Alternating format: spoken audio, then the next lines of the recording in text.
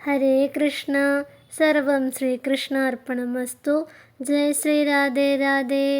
മൂഷികവാഹന മോദകഹസ്ത ചാമരകർണ വിലംബിതസൂത്ര വാമനരൂപ മഹേശ്വരപുത്ര വിഘ്നവിനായക പാദനമസ്തേ. മൂഷികൻ ഗണപതി ഭഗവാന്റെ വാഹനമായി മാറിയ കഥയറിയാമോ? ഒരിക്കൽ ക്രൗഞ്ചൻ എന്ന ഗന്ധർവൻ ദേവലോകത്തിലൂടെ കടന്നു പോകുമ്പോൾ അവിചാരിതമായി ഒരു മുനിയെ ചവിട്ടുകയുണ്ടായി.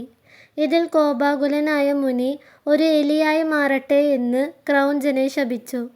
അങ്ങനെ മുനിയുടെ ശാപം മൂലം ക്രൗഞ്ചൻ ഒരു എലിയായി മാറി ഭൂമിയിലേക്ക് പതിച്ചു.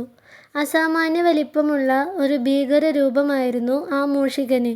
ക്രമേണ മൂഷികൻ അക്രമകാരിയായി മാറി. മരങ്ങളും ഗുഹകളെല്ലാം തുറന്ന് വലിയ വലിയ കുഴികൾ ഉണ്ടാക്കി. വയലുകളിൽ വിളകളെല്ലാം നശിപ്പിക്കുകയും വീടുകളെല്ലാം ആക്രമിക്കുകയും ചെയ്തു. ഇതുകൂടാതെ ജനങ്ങളെ ദ്രോഹിക്കാനും തുടങ്ങി. അങ്ങനെ മൂഷികന്റെ ഉപദ്രവത്തിൽ പൊറുതിമുട്ടിയ ജനങ്ങളും ദേവന്മാരും ഗണപതി ഭഗവാനെ കണ്ട് സങ്കടമറിയിച്ചു. ജനങ്ങളുടെ സങ്കടം ഇല്ലാതാക്കുന്നതിനായിട്ട് ഗണപതി ഭഗവാൻ മൂഷികനെ പിടികൂടാൻ തീരുമാനിച്ചു.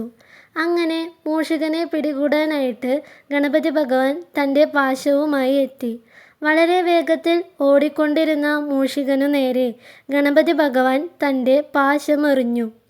പാശം മൂഷികന്റെ കഴുത്തിൽ ചുറ്റി അവനെ ഗണപതി ഭഗവാന്റെ അടുത്തേക്ക് കൊണ്ടെത്തിച്ചു.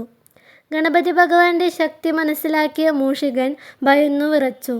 താൻ ചെയ്ത തെറ്റിന് മൂഷികൻ ഗണപതി ഭഗവാനോട് മാപ്പ് അപേക്ഷിക്കുകയും ഗണപതി ഭഗവാന്റെ കാൽക്കൽ ശരണം പ്രാപിക്കുകയും ചെയ്തു. മൂഷികന്റെ പശ്ചാത്താപത്തിൽ സംതൃപ്തനായ ഗണപതി ഭഗവാൻ അവനെ അനുഗ്രഹിച്ചു. നീ എൻ്റെ ശക്തി മനസ്സിലാക്കിയിരിക്കുന്നു. ഞാൻ നിനക്ക് മാപ്പ് നൽകിയിരിക്കുന്നു. ഇന്നു മുതൽ നീ എൻ്റെ വിശ്വസ്തനായ വാഹനമായിരിക്കുമെന്ന് ഗണപതി ഭഗവാൻ പറഞ്ഞു. അങ്ങനെ മൂഷികൻ ഗണപതി ഭഗവാന്റെ വാഹനമായി മാറി.